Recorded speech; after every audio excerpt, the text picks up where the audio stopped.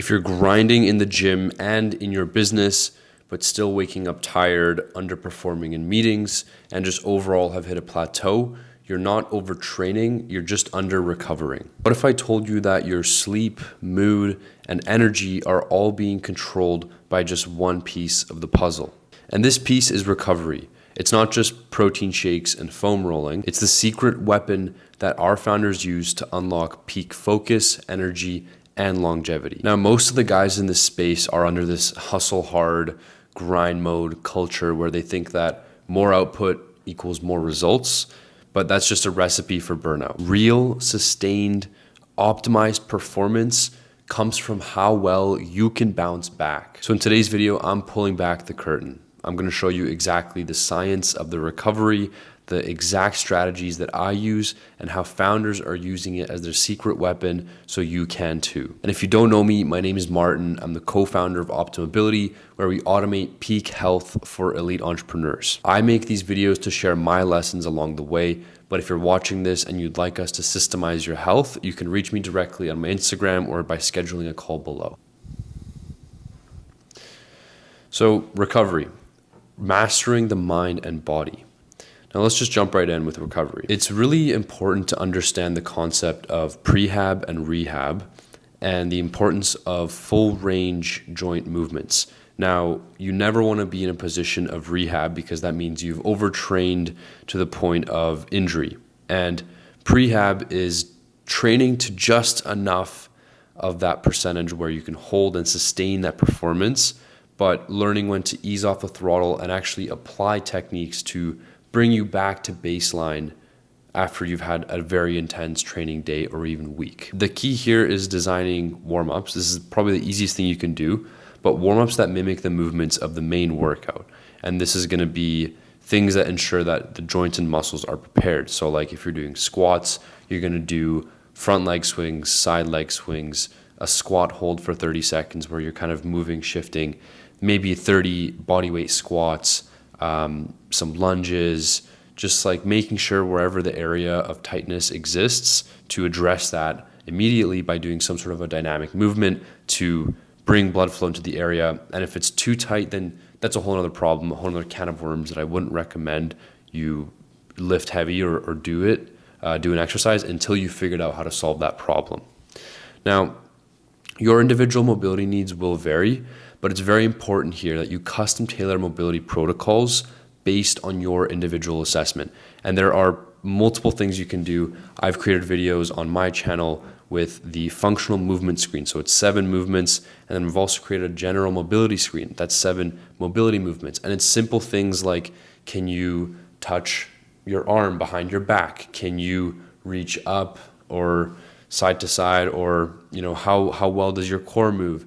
So it's very functional, and a lot of people misunderstand it, but if you don't have an individual assessment done, then you will have a very hard time determining what is the best mobility protocol for your body, because everyone's different. We all have different biology, and we're built, frankly, differently. So you have to understand that before you continue on to your mobility protocols. And it's very important to differentiate static stretching from targeted mobilizations. Static stretching is something you do after your workout. You don't really want to do it before, especially because it's just going to hinder your performance. But before is especially important that you do targeted mobilization, because that's when you're actually telling the body and communicating with it that it's time to warm up. Now, that's mobility and movement. Let's jump into embracing the cold. This is an amazing form of recovery to especially help your body and your lymphatic system drain out. But I personally like it for my mental benefits. And the science of this is really cool because if you cold plunge after an endurance session, then there are recovery benefits. If you cold plunge after a hypertrophy session, it's actually not advised because it will hinder some hypertrophy gains. So make sure you're always aware of when to cold plunge. I usually do before a strength training session or the day or the night of after I've done my endurance training. And some general benefits: brown fat will increase. That's like your resilience to cold. The norepinephrine and dopamine release pathways will also start to activate, and you'll feel kind of more happy, more serotonin in the system throughout the day. So you're actively tackling challenges and tasks with more vigor and just you feel good about it.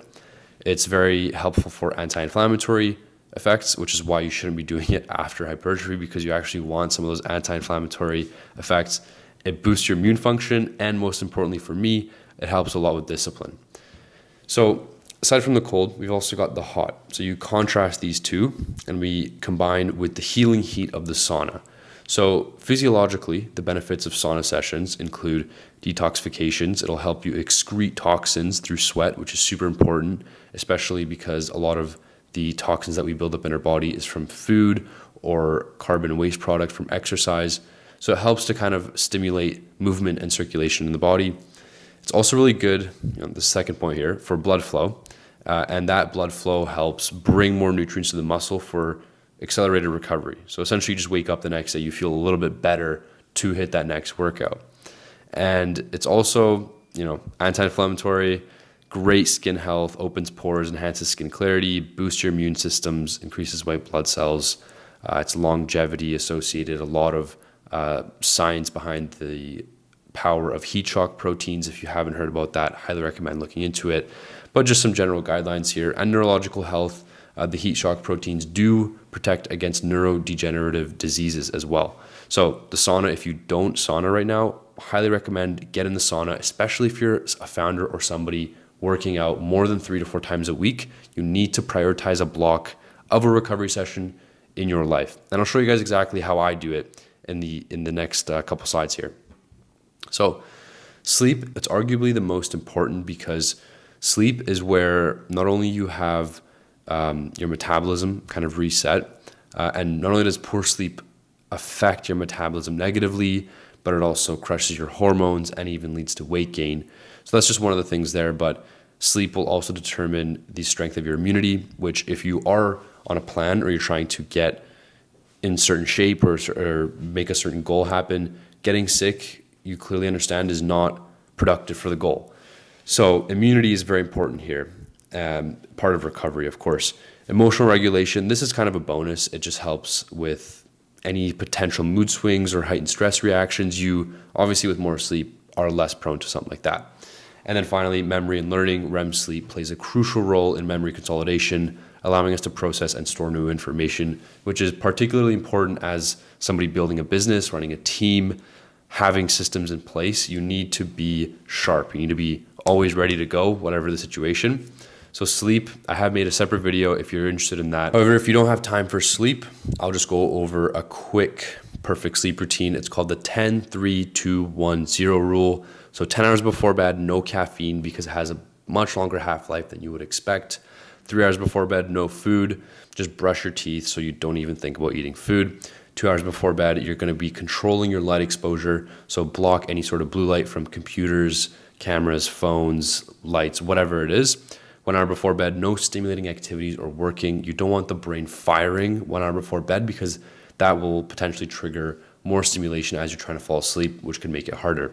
And finally, 0 is the amount of times you hit snooze. The moment you wake up and you're after that 7-8 hours mark, just get out of bed. Your body's telling you, I've had enough sleep, I can kind of function, let's get to it. And that way it kind of sets you up and primes you for the rest of the day ahead.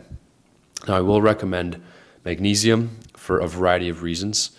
Primarily, it activates GABA, which is your calm and relaxed system, parasympathetic, controls your melatonin regulation, and it maintains healthy mineral levels that will essentially help your metabolic panel stay balanced. That's your bloods.